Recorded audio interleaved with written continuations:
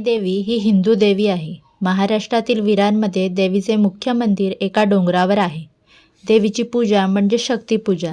दक्षाने केलेल्या यज्ञात आत्माहुती केलेल्या सतीच्या कलेवराचे श्री विष्णूंनी आपल्या सुदर्शन चक्राने 51 तुकडे केले. ज्या ज्या ठिकाणी हे तुकडे पडले तेथे देवतांची शक्तिपीठे तयार झाली. भारताबाहेर नेपाळ व बलोचिस्तान येथे ही शक्तिपीठे आहेत. महाराष्ट्रात असलेल्या 18 शक्तिपीठांपैकी जीवदानी हे एक शक्तिपीठ आहे. नवसाला पावणारी देवी म्हणूनही या मंदिराची ख्याती आहे.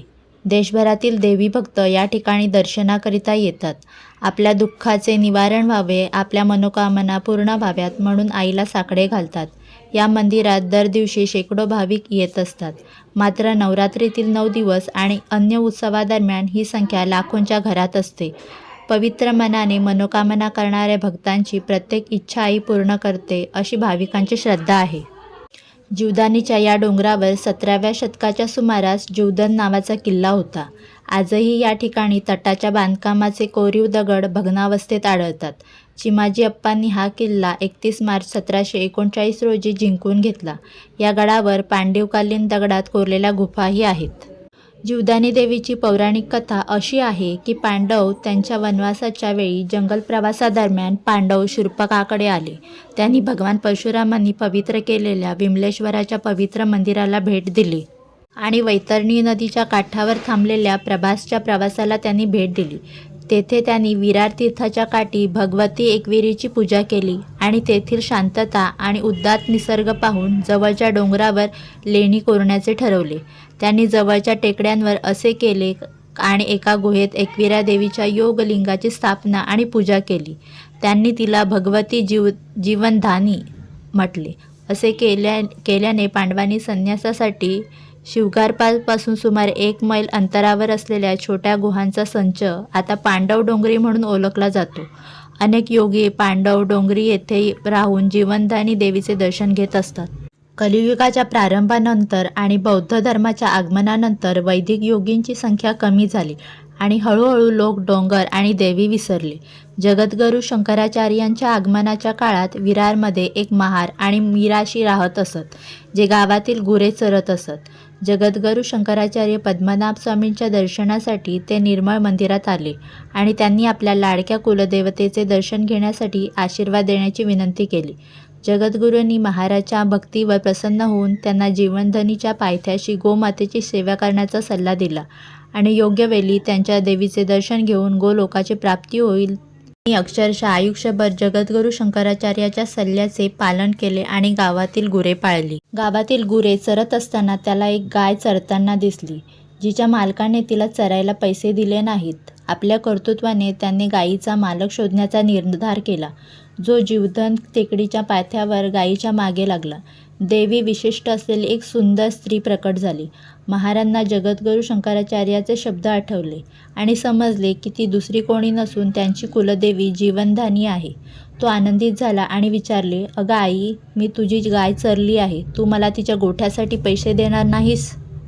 देवी आनंदाने हसली आणि महाराच्या हातात काही पैसे ठेवण्याच्या मुद्द्यावर होती. तेव्हा महार म्हणाला, "मला हात लावू नका. मी महार आहे. मला असे काहीतरी द्या जे स्पर्श, शब्द, गंध आणि आकृतीने खराब होऊ शकत नाही." हे जाणून देवीने विचारले, हे माझ्या बाळा, वर्णाश्रम धर्म आणि मोक्षधर्माचे हे अनोखे ज्ञान तू कुठून शिकलास? यावर महार म्हणाले, "जगद्गुरू शंकराचार्यांच्या कृपेने, इतर कोणाकडून नाही."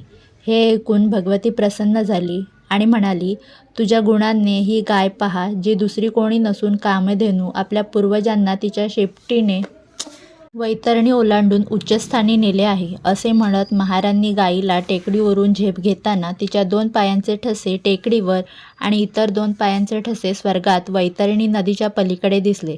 आता देवी म्हणाली, "तू जी गोष्ट मागितली होतीस, मी ती तुला बहाल करते. ती म्हणजे मोक्ष." असे म्हणत महारांना मोक्ष प्राप्त झाला. देवी गुहेत अदृश्य होणार होती तेव्हा एका वांस महिलेने हे सर्व दिव्य घटना पाहिली.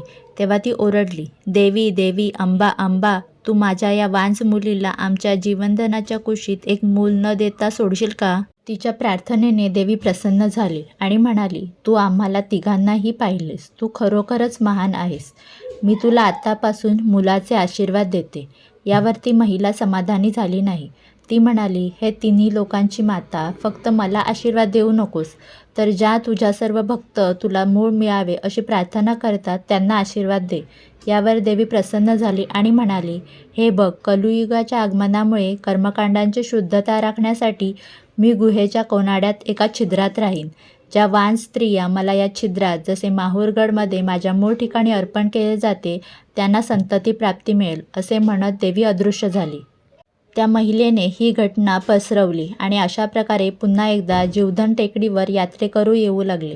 सध्या स्थापित असलेली प्रतिमा अगदी अलीकडील आहे. मूळ गर्भगृह म्हणजेच गुहेच्या कोनाड्यातील छिद्र आहे, जे मुख्य पूजास्थळ आहे. दसऱ्याच्या दिवशी एक मेळा भरतो, ज्यामध्ये हजारो लोक उपस्थित राहतात. किल्ल्याला पर्यटक वारंवार भेट देत असतात. देवीचे मंदिर पूर्णपणे नूतनीकरण केलेले आहे आणि पांढऱ्या संगमरवरी रंगात देवीची एक सुंदर मूर्ती आहे. येथे श्रीकृष्णाला समर्पित एक मंदिर देखील आहे. आता या जीवदानी आईच्या दर्शनाला जायचे कसे? तर मुंबई ते विरार ट्रेनने जाऊ शकता.